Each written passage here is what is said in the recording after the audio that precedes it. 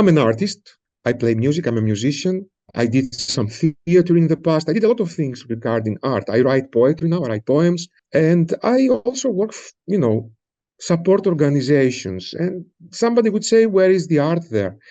And through a narrative therapy process that I have been with a narrative therapist, I discovered, as we say, my alternative story. And my alternative story was the artist who got out of his closet. And this means that for quite a long time, working in a very difficult, sometimes toxic, and very demanding, and very conforming organizational setting, because I was working for organizations as a global marketing director for years, I think I put my artistic self, the part of myself which is resonating with art, I think I have put it in a closet. And after I just did this kind of beautiful work with a narrative therapist, I just allowed the artist to come out and be involved in whatever work I do. This includes storytelling. So whatever I do, I'm a facilitator. I am bringing my artistic self there. I am working as a storytelling practitioner. I am bringing the artist there. So that's what it means. And I put it as a kind of a starting sentence in my LinkedIn profile. And I'm a person who works with stories. And I have grown up in storytelling environment. My mom and my grandmother have been great storytellers. And I used to work with stories for kind of more than 15 years now, mainly in organizations and lately in a therapeutic room, as we say. So I am a person who works with stories in different kind of levels, starting from the personal, family, the communal, and I would love to know that I work in a kind of a bigger level. And I do this, as I say, from the place of the artist. The first level is the intrapersonal. So what happens to me when I work with stories? What is the impact that stories have on me? On my psyche, the way I'm meeting the world, the way I'm doing relationships. Okay. So this is one level. The other level is the level with the others. So the level of how do I build relationships, having story and having storytelling as a kind of I don't like the word tool, but I would say a vehicle, something that it's in me, embodied and incorporated. How do I build relationships? Okay, how do I sustain relationships with other people? Then the next level is when you work with communities or for communities. Okay, how do you allow storytelling to bring this beautiful connection among people in a community level or even in a network level? And then is the other systemic level, which we'll call it the whole. I call it the whole. And somebody can say that the whole is the world. Somebody can say, no, the whole is my family, or is an organization that I work with, or is a universe, whatever. So, and there is, for example, this is happening through my teaching when I teach storytelling or through my facilitation. So how can I really get in contact and impact something like a bigger constellation than a community? So it's the world with my work and so on. I like the word co-creation because when I work with stories, this is what happens. Because story is not a kind of a single thing. It's like tango. It needs two to take place. So, and the other is a story listener, let's call it. Okay. So the person who listens to a story.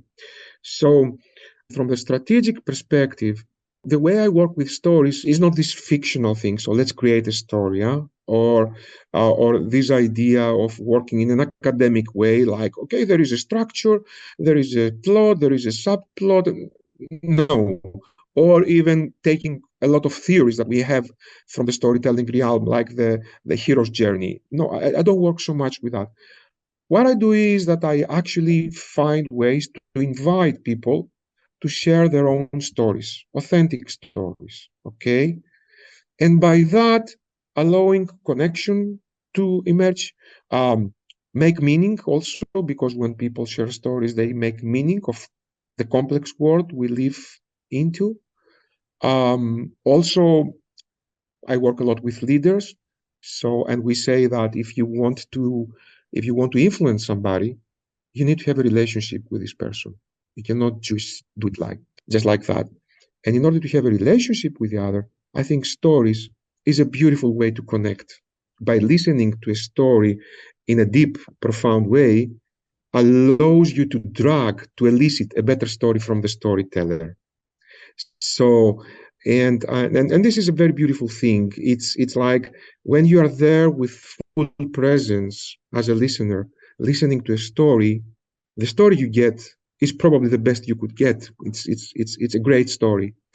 So listening is affecting the storytelling. So this is one thing.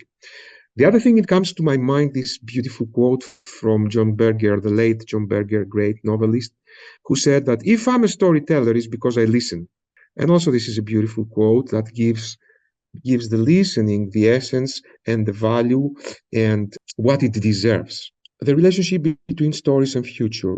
And this is a very beautiful question and a tricky one as well, because in the everyday parlance, we talk about our future stories, the organizational story of the future, a nation's or a country uh, future story, and so on and so on. And for me, first of all, working also as a narrative futurist and as a foresight agent, I can say that there is not only one future. Okay, there are many futures. Which we don't know and we cannot predict. Okay, but what we can do is to grasp some signals, as we say, from the present and actually build on that. Or actually, we can start by imagining a future. We can start building it at the moment, at the as we say it, in the here and now. And I have developed a methodology, which I have also published it in one of my chapters in one of the books that I co-authored with 18 other story practitioners and story experts, and it's called I Stories. So is that no matter what kind of future I can imagine, for example, for an organization, because I'm talking about working with organizations or for organizations, or for different kind of constellations for a community and so on. It's not about thinking how the organization will be in 5 years. What kind of products I will have, what kind of influence, what kind of footprint, a very common parlance that we use in organizations. But the idea is, how do I imagine myself in this future, in this organization? I definitely need to include myself there in a holistic approach. And when I say myself, at the end, it's not so simple. It's not about only imagining me, okay? I need to imagine my role. I need to imagine the impact that I will have at that time. What will be the relationships with the people that I have relationships already today? I need to imagine my body. So I'm definitely bringing my body there. So how my body will be in 10 years from now in this particular organization that I'm thinking working for. And I go there in details more. So I need to bring all these kind of things into the future story as well. It's this, as I shall call it, a holistic approach about who am I and what kind of influence do I have in the future that I am imagining. And by imagining it, I'm getting it embodied. And by getting it embodied, I start creating it in the here and now.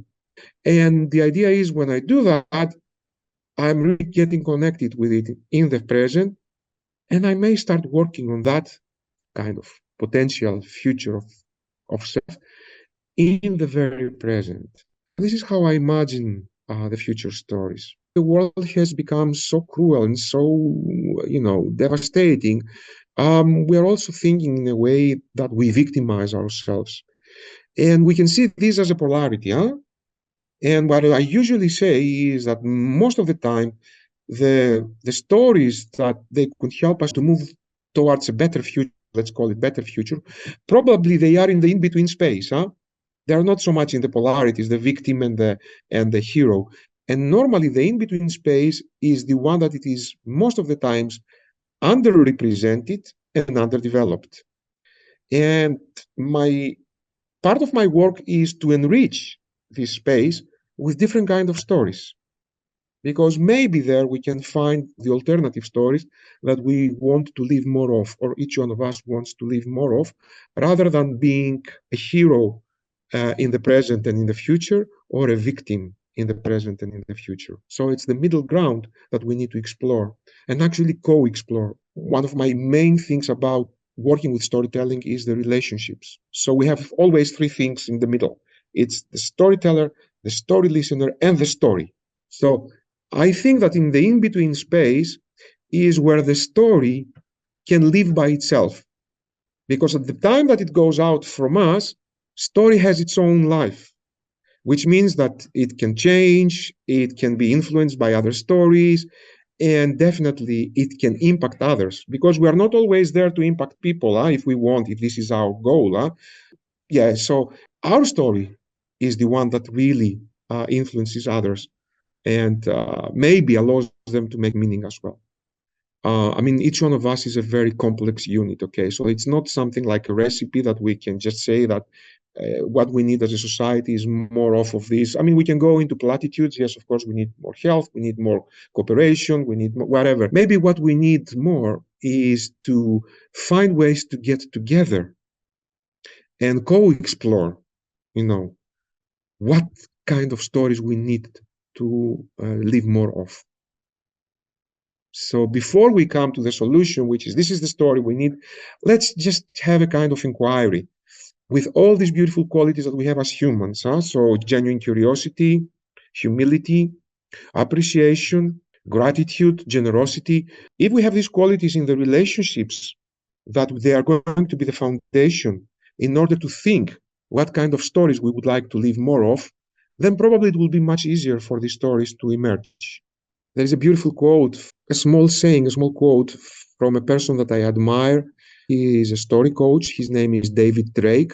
I follow a lot what he's saying, and I don't remember the context but he said once something that stayed with me, and it affects my work as well. He said that story is on a mission on behalf of a person. Story is on a mission on behalf of a person.